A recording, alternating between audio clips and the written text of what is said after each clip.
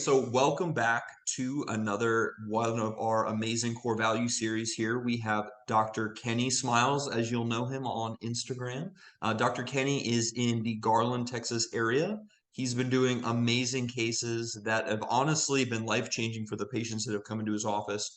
We were just riffing before we're talking on this podcast about why I think he's such a great addition to this core value segment. And it's that we were talking about how patients are labeled in one direction, and we're taught in dental school that somebody is high caries risk and they're at a point of almost no return, a point where they can't be salvaged. And we've talked about how you can't label somebody like that because they're 23, 25 years old, and we can't come back from that point. We put them in dentures and we've, basically doomed them to a life of this one thing that we rendered to them. So I'm going to, without further ado, introduce Dr. Kenny, bring him on here, and we'll talk a little bit about that because you just can't do that to these 23, 25-year-olds that come into your office. So Dr. Kenny, how are you doing this evening? I'm doing great. Thank you for having me. No, when we were first, before I knew that we weren't recording, I, you were talking about, and you said like, hey, in dental school, we're taught to do what's best for the patient. And when you said that, it immediately, I remember that, it's been 12 years since, I learned that we're supposed to do what's right by the patient. And I kind of thought to myself, I'm like, what if the patient feels like, their teeth are just so bad that you can't save them, or they don't know if they even want to save them. And so, dentists' eyes light up and they're like, and they see that there's just cavities everywhere, and they see that this word that I feel like, that should not be taught in dental schools, like this term. And I truly feel like it cripples, and kind of like stunts every version of what happens afterward. As soon as you become, or these patients get labeled a high caries risk, I feel like, everything just goes wrong from that point on, because this is what it sounds like. So if you're 23 years old and you come into the office and, there's cavities everywhere and you're hurting here and maybe you're hurting up there, and you see that there's decay on your front teeth, and these people just are not, doing well to, it doesn't look like that they've been brushing for a little while. And so, the doctor comes in the room and right away, like, they can tell they're high caries risk because there's cavities everywhere. And so they're like, hey, we can do, two options. We can, pull everything or do implants. And unfortunately, like, the funny thing is that there's not a lot of doctors that are really even considering like, hey, let's fix all of those teeth. Like, let's just fix them all, because it almost feels like the wrong treatment plan because of why? Because they got deemed high caries risk. So that's fine. Let's go with that. High caries risk. So keeping and saving teeth, hero dentistry, like, not an option. So now we're in the market of either a denture or implants. And to me, this person's just really early 20s or mid 20s, and they just hear a denture and they're just like, I don't want a denture. Like, and you can tell, you're like, no, I know, I get it. We can do implants though, and you'd love those, because they're like, yeah, no, I definitely want implants. And these people, like, they know what implants are. They know that whatever implants are, it gets rid of this. So it's just the fix all, and they're on board. Yeah, let's talk about implants. I know they're expensive, but like, I definitely think that that's the route to go. And it's like, okay, well, how expensive? They're like, no, I mean, and it's like, okay, just, you got Snap-on, you got implants this, or, permanent that. And you really have a range of, I mean, it can get cheaper, but I mean, you're up to $30,000 to $60,000. And then immediately it's like, but we have an amazing financing program. Like, we can, run your credit and kind of see how much we can, get you approved for. And they're like, I mean, I don't have the best credit, but I mean, yeah, sure. And there are financing companies out there for people with bad credit to get approved for massive, amounts. There really are. And I think Greenleaf or something like that is one of them. So they try. They're like, no, let me get my financing person in here, and it's all on the up and up. Like, no, it's okay. Like, and they try to get them approved. And unfortunately, like, maybe they get them approved or not, but a lot of the time they just don't qualify for that much. And so then it's just like, I mean, we can do the dentures like we talked about earlier. And they're like, and now we're hyping, let's hype up the dentures. Now let's show you a few cases of people that look good in them. And let's just, try to make them look like they're really not that bad, you know? And if it gets you out of pain, sorry, if it gets you out of pain and gets you smiling again, like that might not be a bad idea. So to me, I'm just like, well, that's okay in principle until they get that. Like you can hype them up, get them all in the mood, like, let's get me out, it'll get you out of pain. So it's like you can get them there, but these people now have to endure an entire life of being in dentures. Like I can't tell you how many people on my page said, I wish I would have been following you a year ago because I wouldn't have gotten all my teeth pulled. And I wear dentures and I hate them, and it's not so much that you gotta understand, like the dentures sometimes can be fine. Like they can look and they can act and they can do the things, but internally they're not fine. Like it's still a reality that it's like, if you have AIDS, you may be fine, you may be medicated, but you always have this mindset. It's like, I have AIDS, you know, and that's always there, just even though it's, you're not dead, you're not causing the world any harm at all, but it's up here. So trying to get that out of someone's head that they're wearing dentures that no one knows, but they do. Right. That still has harm. Like that, we're taught, do no harm. And yet, like, here we are willing to because they're in pain. So we excuse it by saying, no, I got you out of pain. I got rid of all those bad teeth that were just, infecting your bloodstream. And, they could have caused all these like, stroke of this and like, all these things that we can really talk ourselves into believing that you're not in that bad place anymore. You're just in another, Mm. and I don't think that nobody's really considering the emotional trauma that these dentures are going to cause over the long term. And that made me like, well, hey, they should have taken better care of their teeth. Like life is tough, but I don't think that we're really thinking this through properly. Right. When people are, we have to see these young people at age 25, but we all know that cavities didn't get there last night. They started, you know, when they were like 12, you know, and and if we were to really decide like who is the one that's in charge of their lives at age 12, it's not the person staring back at us in the dental chair that day. Those people are not in the room and they're not there, and yet we're holding this person in front of us accountable, and we're calling them, hey, you didn't take care of yourself, hey, you didn't do all these things, you didn't drive yourself to the dentist when you were 12, you didn't like give yourself braces when you were 11. Like, we're assigning all of these like, you know labels to this person in front of us that now exist, but they kind of are mislabeled, in my opinion. So it's my job to really, how are we not really associating that with their parents? And it's like, well, I saw plaque all over their teeth, so they clearly aren't brushing now, though. It's like, well, that's because it really hurts to brush on a cavity. Like it sends electricity through the tooth, so when it starts to hurt to brush, now that they start to decline even more because they're not brushing as much.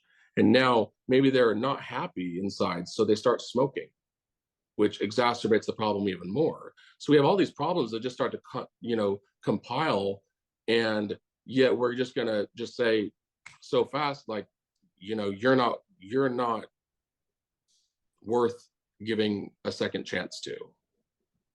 And people that I save their teeth all the time, and I get comments in the bottom saying, well, I sure hope that they, start taking care of this set better than they did their last set. And I'm just like, I don't care if they do. That's all my job was to give them just that chance.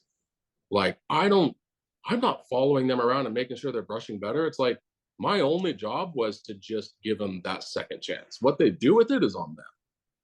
And I'm not going to sit there and be like, well, I stopped helping people because the last 3 people I helped, they didn't take care of what I gave them, so I don't do that anymore. And I'm just like, so what if that 4th person, was somebody was somebody that definitely needed it and that changed their life forever. And, you know, you didn't know that that fourth person would ever exist unless you got rejected or unless those other three failed.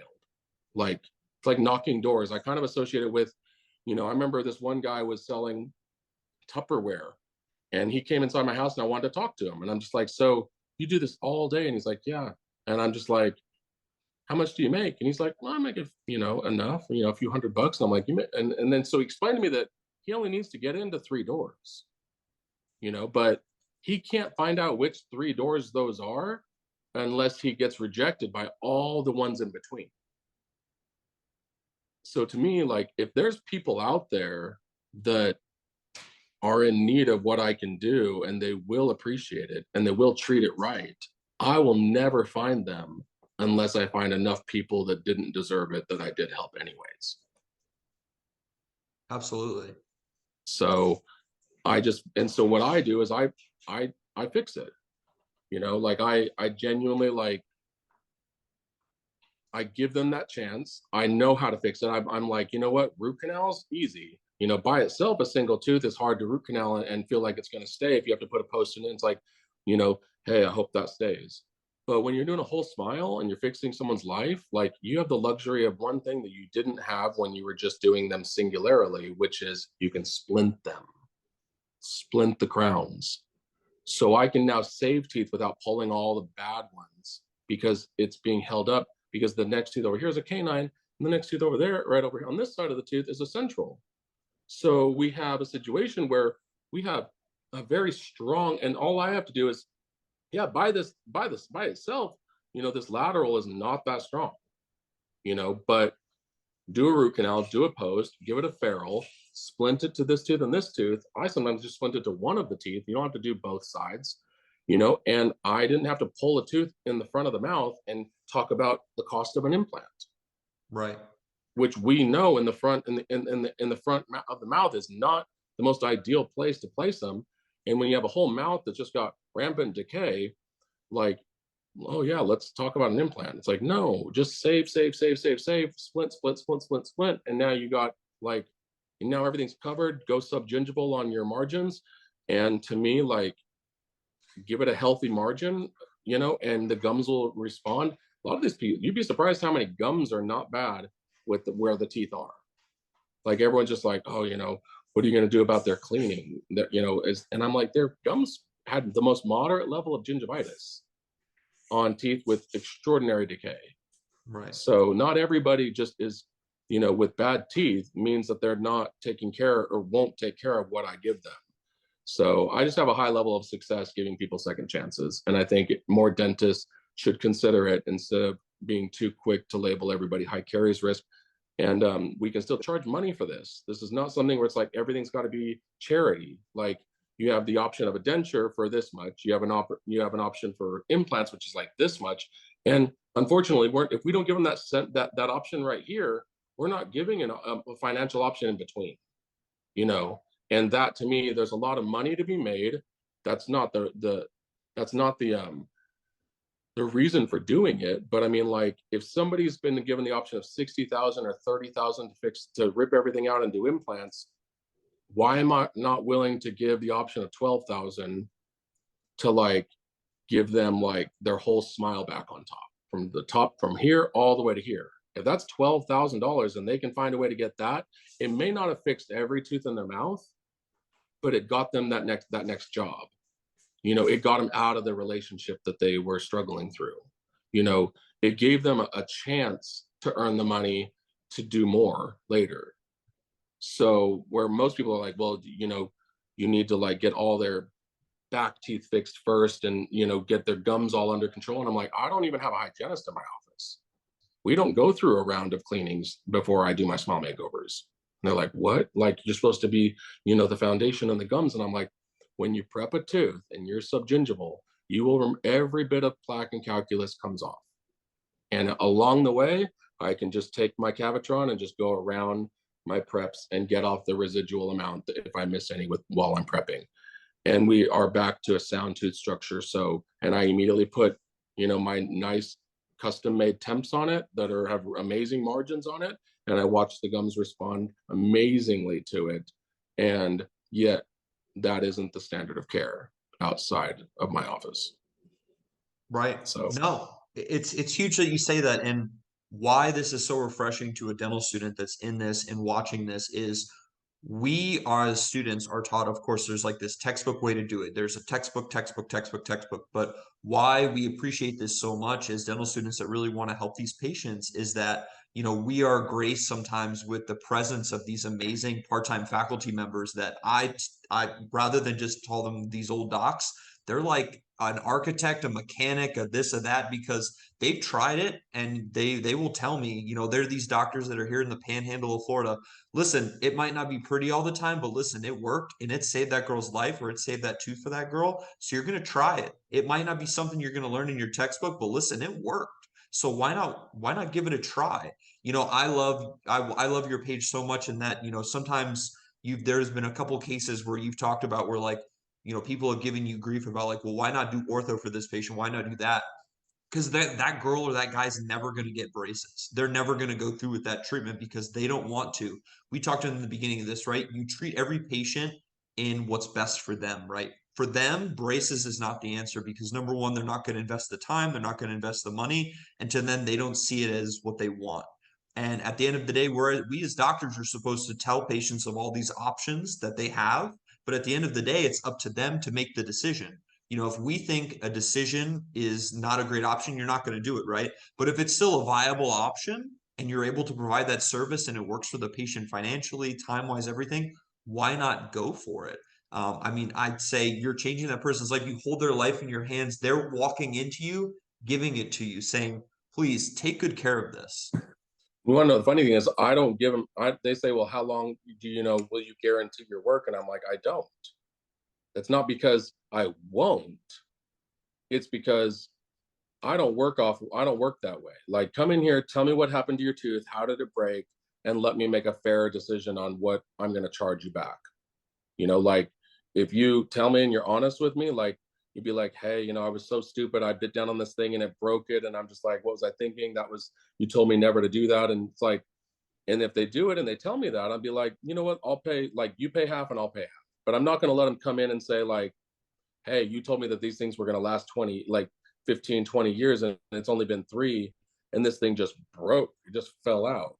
And yet your contract that I signed right here says it's supposed to last longer. And I'm just like, oh, I guess I gotta, I gotta cover it. So now I'm doing it because I have to, because a piece of paper is telling me to. And I'm just like, no, like, come in here, talk to me like I'm a real human, and tell me what happened, and let me be the decider on like how fairly like this needs to go. And more times than not, I don't care about like, you know, not charging, but I mean, just like, but to me, just people always don't ever get mad. I'm like, don't come to me then.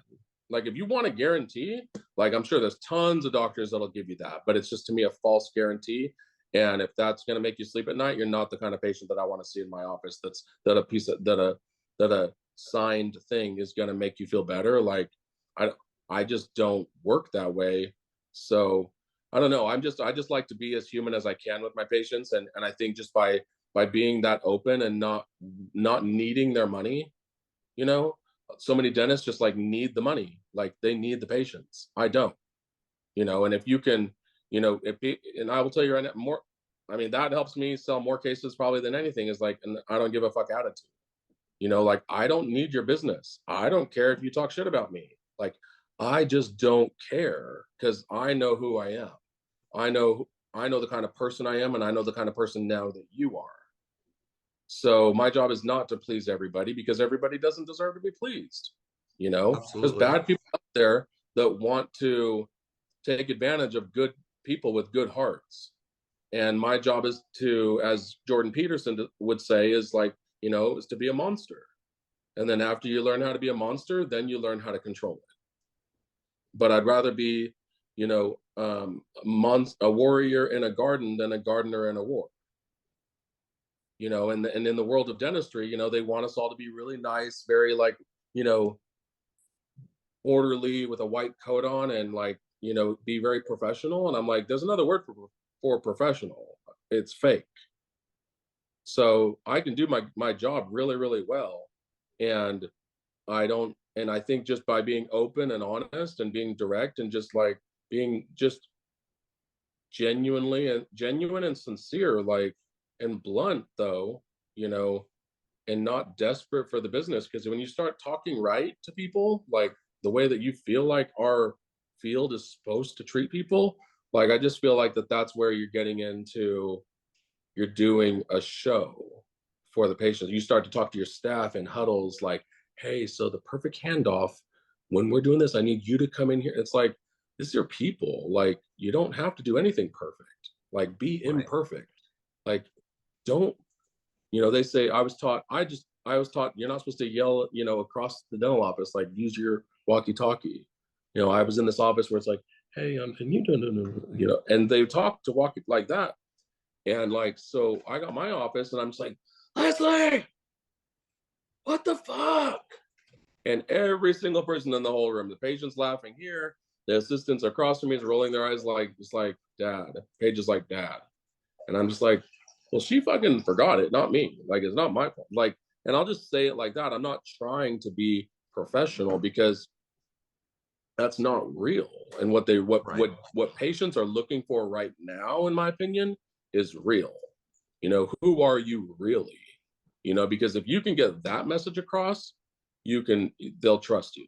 To me, if you don't have that and you're trying to be perfect, you're setting yourself up for anything that goes wrong, they're going to come back at you. And so you're going to have to lean on all your contracts you had them sign and say, sorry, you signed this here and here. Go ahead. Here's call my attorney. And that has to be like a default programming because, you know, you set it up that way, you know? So to me, you know, when you build a cuisine dental office, people are expecting a cuisine experience, you know, any little thing that's off is allowed to be criticized, but you set it up with a cuisine experience though. So your guy that showed up late without his shoes, you know, the waiter that doesn't have his shoelace tied or has a little stain on his shirt, like they're gonna be like, can I get a different waiter? Like, but yet if that cuisine shut down for a day and that same couple were to go, man, I'm really hungry, I'm gonna go to Joe's Pizza across the street, like they're going to go there, and the same dude, if he was working that day, would be across the street with his, you know, with his shoes laced not tied, and he'd be squatting down to talk to them and just saying whatever he wants. And these people are not criticizing one bit of him because it's not a we're not trying to pull off a cuisine experience. This is Joe's Pizza, like it's a pub. Like grab a beer, here's some good music, and just have a good time, you know. But dentists right now are just saying like, you know, build this monument of an office and show this prestige to these patients that doesn't isn't actually true because you're not as good as your what you're showing people. You're not, you know, like if you are like, you know, it's like you're compensating. I've been in a lot of places the Heartland Dental owns, you know, or the different places like that own, and they're putting from the outside they have an amazing looking office because they're a DSO or something and they can afford it. And so they put this amazing office together, and these people got this false sense of security, but they got this new grad that's 6 months out that's doing their shit, and they're literally like thinking that they're in this like high end office getting like work done by somebody who's been doing it a long time. And so it's not, you know, it's not fair to people to show something that isn't reality. And to me, it's not just how your office is presented, it's how you present yourself. You know, I don't even own a white coat. Like I couldn't go get one out of my office if I wanted to because it's not even there. Because I'm not ever going to present myself in anything. I mean, I went to school for a long time. I'll wear what I want to wear. It's like, well, HIPAA tells you got to do this because you got, and I'm like, then they can come and get me. They can put me in cuffs and take me in the HIPAA car. And like, is that HIPAA or what is it? It's not even HIPAA, is it? What's it called? What's the other thing? It's not HIPAA. HIPAA is OSHA. the OSHA. Thank you. Sorry. OSHA. I don't even care about them all. All the acronyms, I really don't even like. So I mean, the OSHA police like are not just going to pull up and grab me because like I'm not wearing a white coat to all rooms. I post all the time, and I still don't got, you know, anybody from OSHA showing up. And I'm like, if we don't have them showing up, then why are we following all those rules so hard? We'd rather follow those rules than help people. Absolutely. Like No, we're that's truly more we're in more fear of OSHA, something that we've never met and never even gotten a representative from. We have more attention to the manuals for OSHA than we are when a human comes in the room and and needs our help. And we're just like, we fear that, and like we fear OSHA's end more than we do whatever we can do to help this person. So it's like, I just don't understand these people's natural fears on stuff that's never even happened to them or anyone that they know. Like, absolutely. the dental board exists. Yeah. When's the last time you've met a dentist that has lost their license? I don't know of any. But so my point is, like, I'm one of those people. I'm like, hey, you know what? Are we allowed to go 5 or 10 over when I'm driving down the highway? And I'd be like, everyone's like, I mean, I do. I'd be like, all right, I'm doing it. So it's like, just do it. Like, this is real world. Like, this is real life. Like, if they stop you and give you a citation, didn't you just get a citation? So doesn't that mean that I can speed 1,000 times? And just because I got a citation on the 1,001 time, that means for 1,000 times I got to speed and got away with it. Does that make me a bad person? Did I feel every time, like when I went 5 over, that I was a criminal? But we as practitioners, like, feel like every little thing that we do that isn't perfect, that we know about or whatever, is like OSHA breaking and things like that, that we're somehow like breaching some moral code that will be taken away, and we're doing harm. And it's like, that's just an entity. Like, it's, even if I broke a rule, they were just going to ask me to pay them something. So it's like a citation for a ticket. It's not like these people, all before they choose their dentist, go to the dental board and look up every dentist and sees all of your infractions. That's literally does not occur. I mean, maybe 1 in 1 million will call and look up what rules you've ever been caught breaking. And yet Right. we treat everybody like that's what they all do before they choose their dentist, and we all yet know that none of them do. But we would rather guard that end than live a little bit more of a leisure free life, helping people and doing it on our terms. And if anyone does it, they're made out to be like, a rebel, that they need to be stopped. And I'm like, okay, stop me then. Like, truly, like, stop me. Like, Seriously. try. No, Like, I and the dare, thing, I fucking dare you to stop me from doing everything I'm doing right the fuck now. right. And the thing is that what people really are interested in, what the patients are going to actually Google before coming into your office. And like I said, this is a story we talked about before, and I'll give you more information on it. Patient came to see me here in the Panhandle. They came to a dental school and they said, listen, I went to different dental office, two different dental offices. I hated what they presented to me. And you know what? You know what I really want? I want a Dr. Kenny smile. And I started laughing because I knew immediately who you were. And they were like, you know who he is? And I was like, yes, I do. And they said, you know why I love what he does? Because he dresses how he wants. He wears what he wants. He goes, my dentist wears cowboy boots. That would be so cool. They were like, he has his family in the office. He has his family on his Instagram. And they were like, he's just so real with his patients. And I said, that's what it's all about right there. And I said, I'm right there with you because I was raised in a family of dentists. My grandfather and my aunt are both dentists. They have a family style practice, and family style meaning that literally all family members from all over worked there. And we treated everybody like family members. My grandfather, when he was practicing, he worked on a barter system with like the painter of his house, the landscapers, their family members come in, all that kind of stuff. He did that. Guy put up Christmas lights at his aunt's house. He did his teeth. You know what I mean? Like that kind of thing. He treated everybody, the pastors and the priests in the churches, took care of them. He knew they couldn't pay, or he wasn't going to charge Father Mike for his work. But he took care of people because people need to be taken care of. And we're going away from that. We're, like you were saying about this whole prestige thing, it's this whole, we need the big, beautiful dental office with the glass and the mahogany cabinets, and everything needs to be pristine. But what does the patient feel when they come in? Ooh, this is going to be expensive. Or if it's not expensive, and this is the office and I'm paying for this premium and I'm not getting premium service, just like you said, ooh, there's a problem here.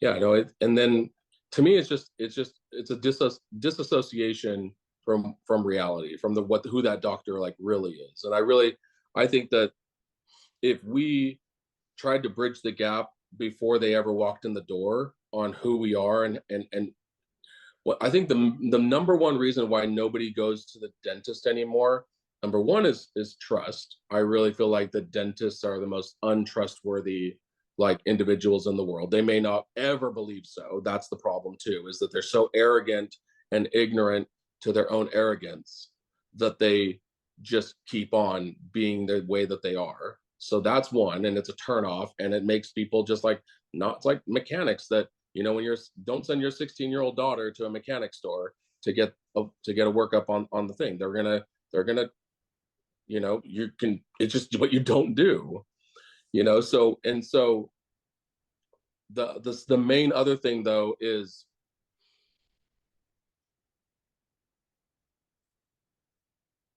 oh, I lost my train of thought. Yeah, that's what happens when you turn 43.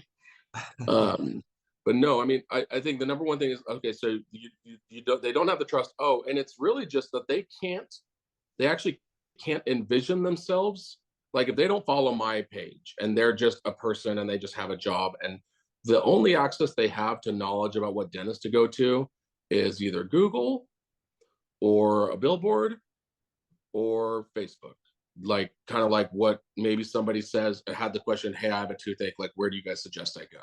So then you get a lot of people just saying, go here, go here, go here. But there's one thing that none of those things do. None of them place you in the office. Even if you go to their page and start looking at stuff, they have some really nice like video about their, you know, hi, some really cheesy like handshake of somebody walking up to the front desk and meeting the doctor. It's so gay. Like you're just like, ugh, like could this have been more cliche? And it's showing off and highlighting the different parts, and it's the same patient in all the shots because they clearly did this all in the same day.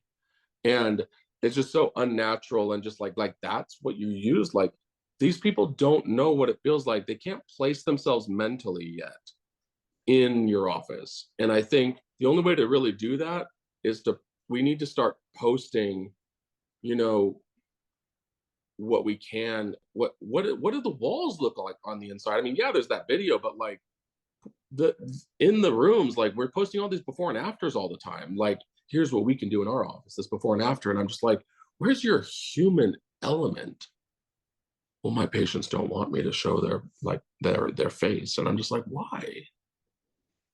Oh, your patients don't want you to show their face. I wonder fucking why. Because they don't like you. Like they're there, they're being kind, they're letting you film them because you know that they know that they picked you because they're pretty, or they're good looking normal citizens, so they feel like, "Ah." But I mean, like on these other patients, just like these before and afters, like they don't want their real face, and this really just comes down to they just don't like you. You know, like you have not won them over. Truly, you haven't, or else you would be posting their their whole story. Nobody gives other doctors besides me their story because they haven't earned that story from their patients. They don't do enough good and proven themselves enough times to deserve that story from them. So until we start really doing more for less, then we'll never really get to that echelon of trust and being able to really live our dental world and environment with these patients in a manner that is like comfortable for everybody. Absolutely. No, I think that you said that right there, and we said this a little bit before too. The patient story, you know, they're literally walking in with their life right here, and they can hand it to you. And they're not going to hand it to you though if they don't trust you. They're not going to tell you what led them here, why they're financially at this situation, what's going on in their life, why they can't do this, that, what are their motivations for doing it? You know, do they want to look good for their boyfriend? Do, like you were saying, do they really want to get that job that previously they haven't been able to get? You know, you're not going to get all of that, and they're going to give you the simple, you just want my teeth fixed. Can you fix my teeth? That's it. but they're not going to give you that human element unless, like you said, you give that right back. They feel as if they're at home. Like I kind of talked about before, it's that the beauty that we're going away from of a family style practice is that you feel welcomed when you come in. Everybody, they know your name. Everybody welcomes you. They talk to you like you're a human being, not just Mrs. Jones. Just because I remembered your name because I read your chart, not because I'm like, oh, Judy, it's good to see you. I missed you. How are you doing? How are the kids? Everything is very professional. Everything is very, and professional to a bad way. I think professional is a term that we need to get away from. Yeah, and I to be super honest, like I don't even subscribe to people knowing their names before they walk in the door. Like I don't. Like to me, it should start way before that. Like way before knowing their names is fine. And knowing like that, oh hey, like we'll never get back to the reality is we will never get back to the farm life where the dentist knew the farmer down the street. Like that's reality. So knowing them and knowing all their kids' names and their chickens' names, like that's never going to happen. So what we need to do is understand that selling ourselves to our patient or getting to know them is not really, we don't need to know them. What really we need to do a better job is helping them better know us. Because we think it's supposed to be about them. Like, oh, if I know them, if I know all the right triggers, if I remember that their daughter got married last month, if I remember that they were car shopping and I wonder what car that they got, hey, bring that back up on the next visit so that they'll remember that we care. No, like that's not what the strategy, that's not to me, like that's, believe me, I've worked in 27 offices before I ever got my own. And that was it was all about, and that to me is salesmanship. And that's not what I'm promoting. Like I don't sell myself to anybody. What I do is I just show them who I am, unadulterated, like unfiltered, and just let them see who I am for real. And then let that alone, like let that alone lead them to want to come to me because they just like me. We keep making it about the patient. We need to understand that what the patient needs is to be comforted knowing that they know what they're getting themselves into because they know who their dentist is. They Right. know what that dentist represents, what they believe in, like what they are for real, for real.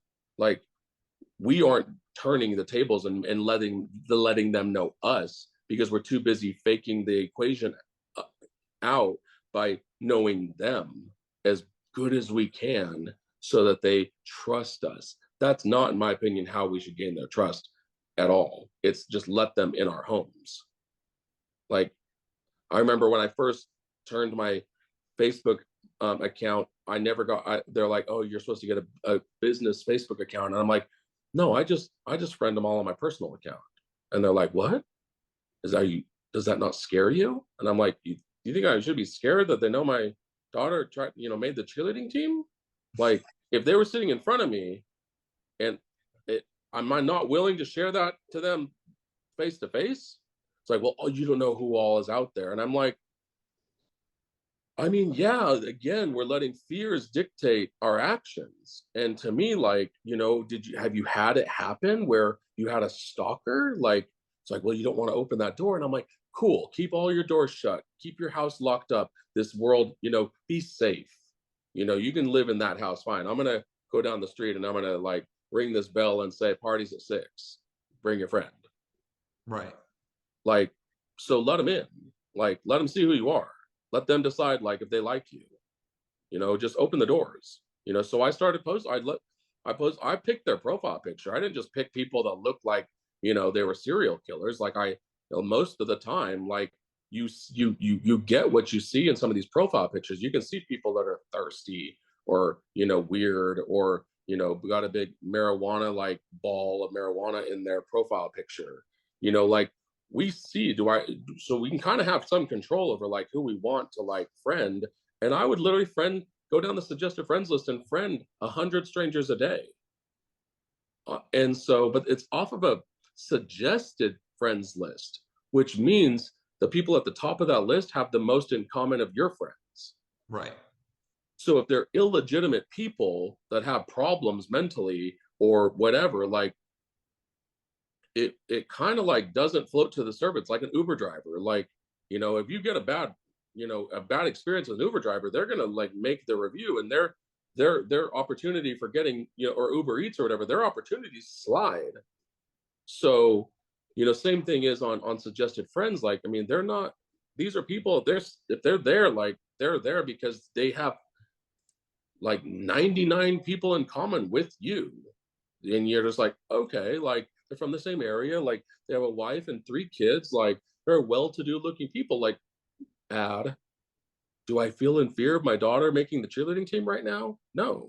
Okay, well, let me do that times 100 and go to sleep tonight and wait for my phones to ring tomorrow when I post the new case that I've been working on, the the edit tonight or whatever, and I post it, and then all these new 300 new followers, guess who it goes to first when you post a new video? Your 300 new followers. So they just like, who is this? Like, I mean, I friended that guy, but oh my gosh, look at this work. And then suddenly your phone's ring the next day. And that didn't cost a thing. And all I did was let him in. Absolutely. Literally, absolutely. That's the biggest thing. I mean, we did the same thing with our podcast. I would do mutual friends of my dental student friends, let the algorithm work for me. And that's how Yeah. we initially grew our following on our podcast. It works. It's tried, tested, and true. And like I said, my patient that literally came into me, she knew about you simply from TikTok. She's like, I'm sliding through TikTok one day. I see this amazing smile maker of this girl, and I say, and she's like, the patient's in tears, and she was told previously before, nothing could work, nobody would work with me before, and here I am now, and I'm taken care of. And she goes, I related to that. She goes, on an emotional level, that was me. And Yeah. she goes, he wasn't even targeting me. That's the funny part. She was like, he wasn't targeting me, it just happened to be something I saw organically, I connected with it, and I said, I need that in my life. That's what I want. Yeah. So I mean, and that's what I want, and that's why I post things like that, is because there's so many people out there that are in these same situations of the people that I do these smiles for, and it's just they don't know what they don't know. They don't know where to go. They don't know who can fix what they have. They're convinced that I mean, for all they know, they don't know if the guy down the street that they just drive past that dental office every single day on the way to work, and they don't know what's inside. Like, they don't know what's inside.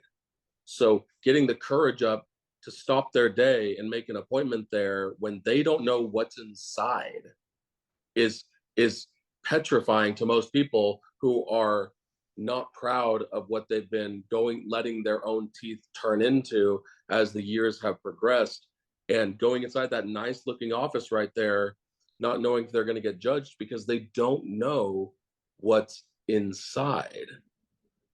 That's why I post what I post, is so that they know what's inside, and they know who I am. I let them all the way inside. So once I do that, and I can show what my philosophies are when it comes to teeth, I could post about implants. I could to me, I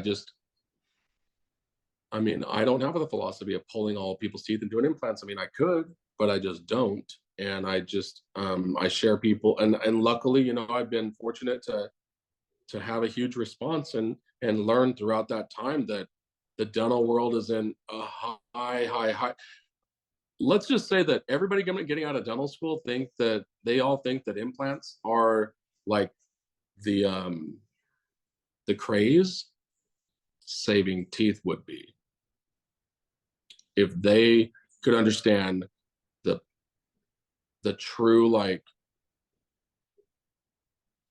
they knew the need and the demand for that, they would like be mind blown. Just guess my numbers. Just guess my numbers per month by myself as a single dentist in my office. How much do I make? Let's throw a number out there. Let's say 120,000. More. 170,000. 550,000 by myself. That's amazing. And that's not placing implants. And that's no implants. Yeah. So you want to do really, really well as a dentist, figure out how to change people's lives, saving their teeth instead of pulling them. Absolutely. I mean, there's no better tooth. I mean, there's a dentist, his name is escaping me now. He said there's no better tooth in a patient's mouth than the one that they were born with. And I couldn't agree more with that. I couldn't agree more. So what is in store for the future for yourself as a practitioner and your office? Um, Really, what I'm doing now is kind of just wanting to. I'm going to be doing a lot more lives every day, so you'll see me like going live, and I kind of want to. I thought that would be fun to just do my smile. I mean, I get 2 smile makeovers a day from across the United States every day. So going live every day and kind of showing the how I make my as I'm carving my temporaries, I thought would be fun to just kind of show people. It's kind of hypnotic, to just watch me work, and I enjoy it a lot. It's my favorite part of the process is just making custom temporaries, and it takes me only like 15 minutes, and so the goal is to make them as realistic as humanly possible, and I think that's amazing. I don't think that people put enough awareness or attention to making perfect temporaries. They just feel like, what, that's just like they don't need to be perfect because they're just the temporaries, they're just in there for a few weeks. And I'm like, they really need to be flawless, because that is when they paid their money and went through all of the trauma. Like that is the day that they told everybody they were getting a small makeover. And when you emotionally are preparing yourself, saying, hey, to tomorrow's the day I get to end this life and start this, but yet the dentist is like, not going to try very hard on the temps and let their assistants make them. you know you really have this big huge like letdown, and it's like, and then you're spending more time being like, no, no, no, but they're going to look amazing, like you're going to love them, and you're sitting there hyping up the next portion. And I'm just like, what, they just paid a lot of money for your lab to be amazing, Right. not you, because your job, the only part you had a hand in my like, was making the temps. Your lab makes the permanence. So if they're paying you all that money, I feel like you need to put yourself to a way higher standard and try fucking harder at giving them something impressive on the day they came in, instead of letting your lab be the only impressive ones in the picture. Right. So Absolutely. Because that's you, like you said it exactly right. The only end product that they're seeing, because they don't know what goes into the prep work, the putty stents that you made, your reduction stents, making sure that you have enough ferrule on the tooth. They don't know all that. All they know, like you said, at the end of the day, what did I walk out with? What I started with and what I walked out with. So if you're walking out with a kind of okay product, and then what does that say then too about what they're rationalizing internally in their they're like, brain? this is how bad the temps look. How do I really trust what the permanents are going to look like? I've literally heard that so many times that people have bailed. There's more people that have bailed on their dentist while in the temporaries than virtually any part of dentistry. And and these dentists, they have a signature though. So they have their signature. So these people know that they're just like, they're panicking inside. They're like stressing the crap out. And the dentist is leaning on a piece of paper to keep them safe during those 3 weeks. And I think that that's ridiculous. The only problem is that I'm the only one that's invented the system of making perfect temporaries without using um, a wax up. So Amazing. At some point, like I said, I would love to make my way out there and learn from the best because like I said, I've seen your work. I have now proof of it. People are wanting to come from all over and they see it in social media and they want it too. They want to just be treated like a human being. They want to have a smile makeover and they want to feel like they're them again. yeah, I mean, I think that my main goal, I think you asked me earlier, like, what's my main goal? And it's basically, it's to, I've already patented my system, and I want to unveil like my temporary making abilities and system. It's going to be a kit called Smile by Noon. And so once that system and that kit is made available, then it'll help and then I hope to be able to teach that system to the world, and go to different dental schools like your own, and be able to kind of like go in there and help people understand like the value of making good temporaries, the value of smiles, and the importance that just those few weeks that they're in their temporaries like really does have. Like, I remember there was a time when I said that there's more people that make more posts while in their temporaries than they've ever made when in their permanents, when it comes to my temps. So people are just excited, and you catch them in that window of when they're actually excited about the makeover, and that is in the first appointment, not the second. So I have people getting married in their temporaries, divorced in their temporaries.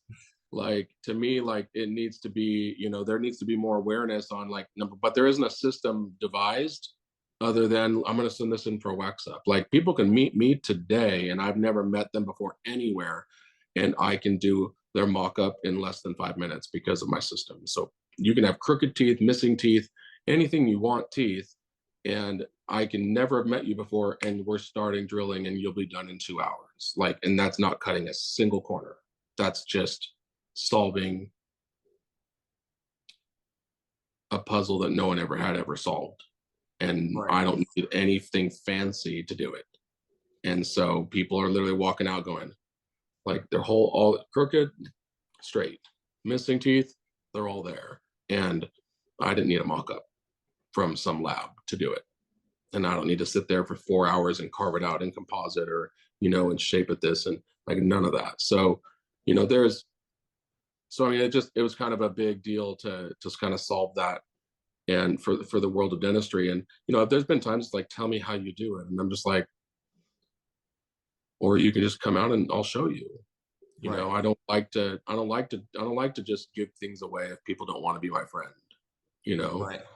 And I like to know people, and I like them, I like to just truly have a colleague, and nobody, no matter how many times I've said it, no one's ever come out and seen me, no one's watched me. So they don't, people are very lazy and they just want something for nothing, and or they'd rather just criticize my work from their dental offices or from their dental forums, and find fault in it, and assume that because I can do what I can do, and overnight the way I do it, kind of thing, like that there's got to be 1,000 corners being cut. And I'm just like, oh, you'd be surprised. I have 3 doctors that work for me right now. They all do, we do 800,000 a month, and I do 550 a month, and they do the other 250. 3 doctors do 250. I do that much. So it's just like, but even when they came on board, one has 17 years experience, the other one has 14 years experience, and the other one is a recent grad. But the ones with the most experience watch me work, and they're just like, I would have never guessed how good you were at what you do, and how detail oriented, and how particular you are at every little itty bitty thing. And they say, and then you're fast as fuck. And I'm like, I know. You Because can you rip off. love, at the end of the day, you love what you do. Your passion speaks for itself. And that's the whole purpose of why this nonprofit was founded in the beginning, is that we want, this segment is about core values. And the core values is that what makes a dentist tick, the things that we should truly be holding to our core. And it's that this is a alliance by dentists for dentists, and that the whole idea of Dr. Winteregg behind creating this alliance was that he wanted to create a group where we had a bunch of dentists come together, collaborate, share ideas, make the world of dentistry better for the new dentists that are coming in, especially, so that number one, they don't have to do as many trials, have less errors, so that they can get the same outcome of making patients happy and giving them what they want. You can be a successful practitioner just by giving people what they want. At the end of the day, that's it. Well, the funny thing is, I do bread and butter dentistry. I just am really fast. And I think the number one, I think I did a podcast for Howard Farron, or the doctor, whatever it's called. Yeah, Dr. Howard Fran for Dental Town. Yeah. Yeah. Yeah. And he asked me, what's the number one, how do I attribute most of my success? And I said, I decided I learned when I was really young, like it was Christmas morning, and like everyone was playing Nintendo with the new Nintendo, and they asked me to like, and my mom said, no, today's your day to do dishes. And the night before we had like some Christmas Eve party and the dishes never got done. And so I couldn't play Nintendo until I like did all the dishes. And we have 7 kids in our family and it was just destroyed. And so I remember just, I could have cried and I could have been like upset that and I remember just I stopped and I decided, you know what, like I can't get out of this. Like I can cry about it, but it's not going to speed this up. So I stopped and I looked up at the clock and I looked at it, I'm like 12 minutes. And I prepared in my head like what I would do to make that possible. And right on the mark, I hit it at 12 minutes and I got everything done. And I didn't cut a single corner at all. In fact, my mom was watching me. She's just like, you're soaking them? Like, you're getting rid of everything even before it goes in the dishwasher? I didn't just slap everything in the dishwasher and expect the dishwasher to do all the work. Like, I did everything I could to make sure that and so when I did that, I realized that at that time, I'm like, no matter how hard or no matter how difficult something, looks like we can, if we have the right attitude and we go into it thinking like, look at the clock first. So when I was a dental student, I would be like, here's a root canal. And I'd be like, oh, I don't want to do a root canal. Like, but then I'm like, no, wait, hold on. Let me see if this works on this too. So I would look up at the clock and I'd be like, 18 minutes. And I'd do this molar root canal. And it's like, oh, but the only one rule was I couldn't cut any corners other than not use a rubber dam because I don't use a rubber dam. So, I mean, you can use an isolite that will, fix the problem too.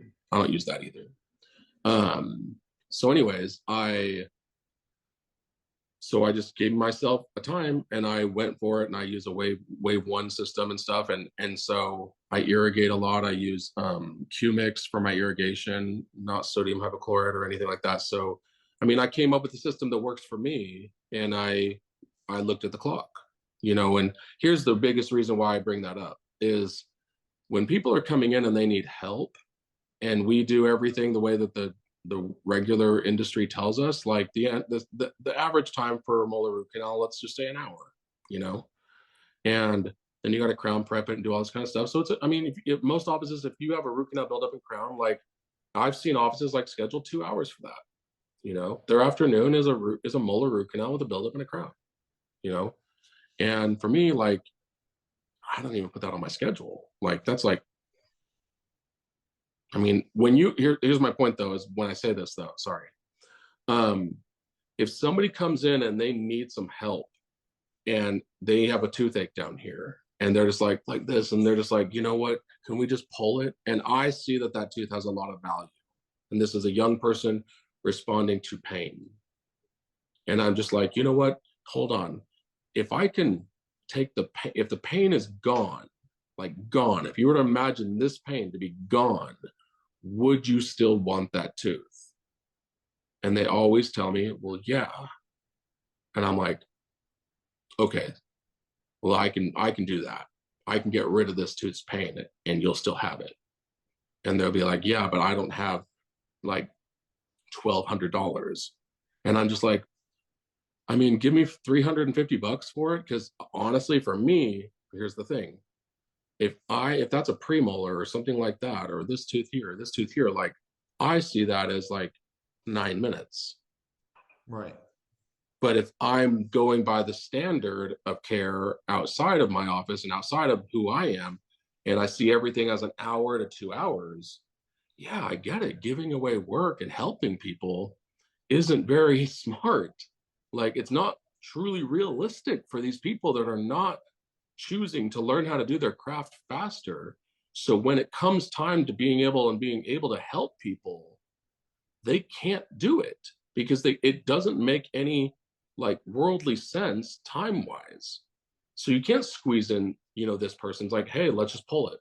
Like, like you don't have to, I don't have an hour and it'll take me 10 minutes to pull it. So clearly let's go for the 10 minutes. Well, that's how long it takes me to do a root canal. So I can save it and they still have a tooth.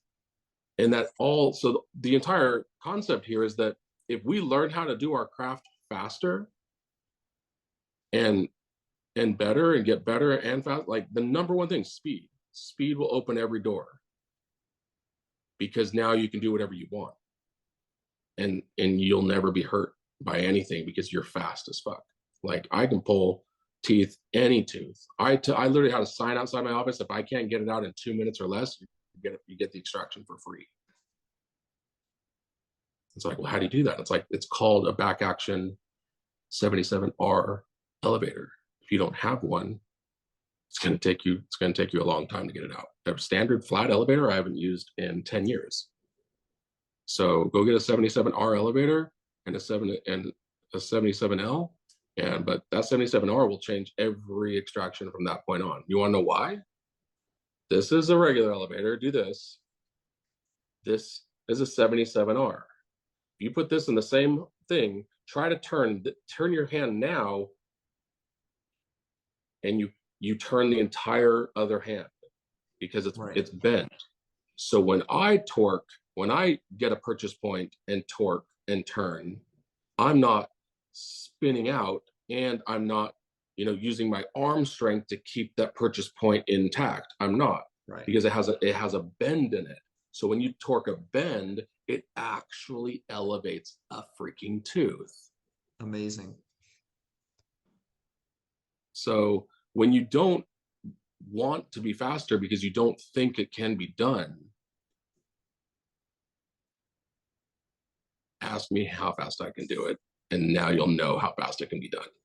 Now you should have a goal. When people want to know how much can I make as a dentist, find somebody who makes a lot more than you, and how they do it and what they do, and now you at least have a ceiling. Like I thought when I did an $80,000 a month, that I was like, dude, I'm the greatest dentist ever. Then I did $130,000 a month when I worked for this one doctor, and I'm like, oh my gosh, I'm probably the most successful associate on the planet. And then later on, I did $250,000 in a month as an associate. And I was just like, and now I do. And now I don't even try to do that much, and I don't even look at the goal for the month. I stopped doing goals years ago because I just don't think about things like that. My whole thing is like, worry about the stuff over here, and then all that part happens naturally, But if your mind isn't even open to the idea of it, then you don't even know what goal you can reach, And so to me, like, oh, if Dr. Kenny can do that, then then surely it can be done. And I'm not getting returns. Like if my shit wasn't working, like I'd be getting the people back saying I still have a toothache. Right. Like I'm doing this a long time. My social media has been open for a message board for a long time. They can access me directly. So if my stuff is failing because of my quick root canals, like I'd know by now. Absolutely. So why are we not trying to teach these students, how that speed should play a factor? Why would somebody want to sit? I had this one, and I know that the reason why it shouldn't be this way is I had a friend that I taught all this to, and it took him an hour and a half to do the most perfect root canal he's ever done. And he showed them the patient how amazing this root canal was. Showed them the X-rays and everything. Look, it's right to the edge of these roots, and he was just so proud of it. And this person paid the money, and said thank you, and everything went well. This patient came in 3 months later with the tooth on the other side in the exact same condition as the one he saved 3 months before that. And the patient said, "Can you just pull it? I mean, I have the money, but can you just pull it?" And he was like, "Why? Why? Look, like I saved that other one. Like, what are you talking about?" It's just like, and do you want to know the reason was an hour and a half? Right. He just wanted it out of pain. He wanted it just gone. He's just like, I don't want to be here.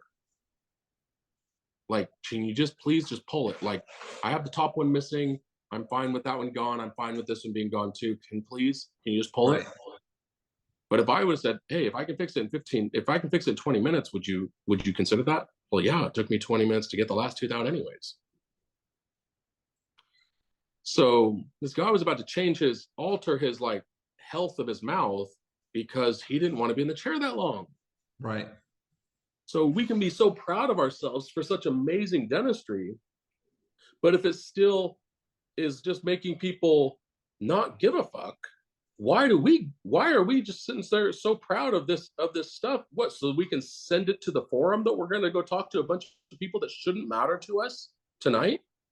Go show my dental buddies my nice root canal? It's like, we're trying to please them. Like, that's what I don't understand is our audience. Why do so many dentists care what so many dentists think about them when every day those dentists don't pay anything for them? Like, are they that insecure that they need this like camaraderie to prove themselves every day to these other dentists, that they need this status like shuffle every single day? Like, I care about what patients care about, not what other dentists care about. Why are we? Absolutely. Where's our audience right now? Like, it's super flawed. You know, I'm proud that I got it done in this amount of time, and the patient's like, seriously, you're done?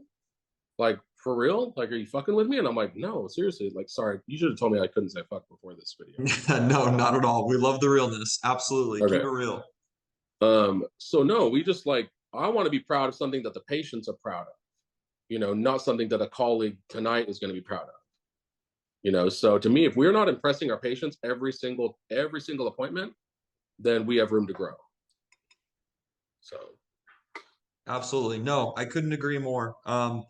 Again, this whole segment is just a bit about core values. And the core value that I'm getting from all of this, if we were to summarize this whole conversation up into honestly two things, I think two things is a fair estimate, is be real all the time. As a practitioner, you have to be a real human being. Forget professional, forget, putting your best foot forward to what the textbook taught you. Be a real human being with treating somebody. Treat them as if mom, dad, uncle, cousin, best friend Mike, anybody's in front of you. And that could be the don't random treat guy them that walks good. off the street.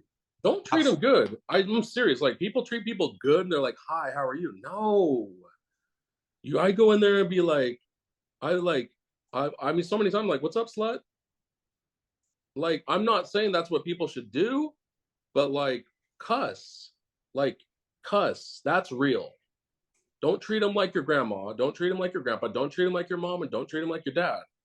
Treat them like a friend, like a bro, like whatever personality you have on Friday night. Bring that one to work. That's real. So be that person, and then just combine it with the word be impressive. Absolutely. Whatever you do it really, really, really well. And if you combine those two together, then you're a benefit to the industry. You'll be And real, you'll be impressive, and then at the same time, you'll be real impressive. That's it. exactly.